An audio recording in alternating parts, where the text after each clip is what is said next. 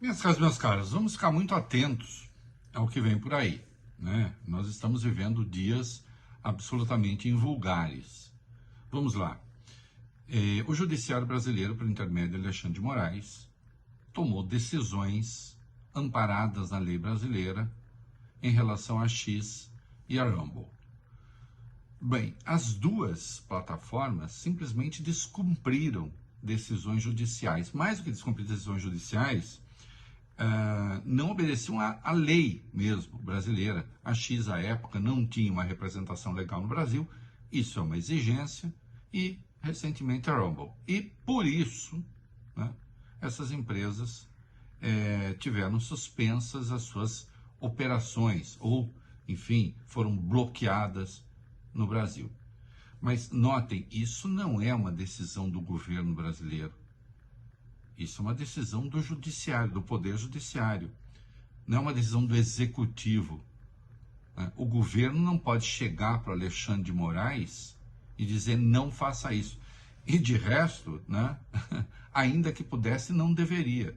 Porque, obviamente, o Alexandre está cumprindo a lei. Né?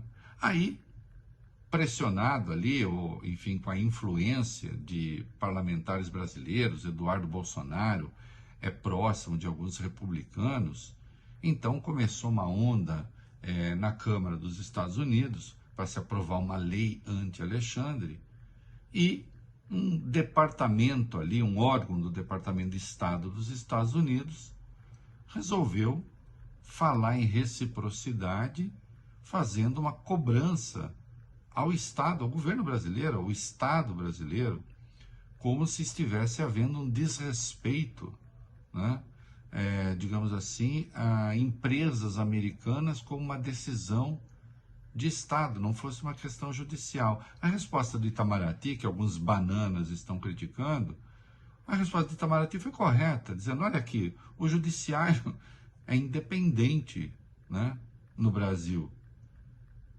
E é claro que é um ataque à soberania do país resolver que o judiciário, né, o Poder Judiciário não pode tomar determinadas decisões com base na sua lei, na lei do seu país, na sua legislação, né, e tomar isso como se fosse, sei lá, uma questão de relação entre estados, né? Claro, uma relação entre estados, desde que, no caso, os Estados Unidos tenham o comando, né? E, bom, nós temos uma parte dos políticos brasileiros que estão alinhados com essa perspectiva, né? Esse troço vai acabar crescendo, eu acho, infelizmente, né? Porque o Brasil parece que vai ter de se dividir entre aqueles que entendem que nós devemos ser um país subordinado às vontades de Donald Trump. Sei lá, o Brasil passa a ser mais uma Gaza, né, de que ele dispõe como bem entender, né, para os seus delírios. Ou então, uma nova Ucrânia, lá, aquela Ucrânia que ele decidiu dividir agora com o Putin, né? A gente fica aqui com as terras raras, os minerais raros, o Putin fica com o controle militar na prática, né? Ainda que tenha umas tropazinhas ali da Europa, né? E parece que em relação ao Brasil, a ideia pode ser essa, com a colaboração de agentes nativos, né? Sejam Bolsonaro e os seus sequazes, né, que querem ver se com isso consegue se livrar, né, do processo no STF, seja alguns setores até da própria imprensa, né?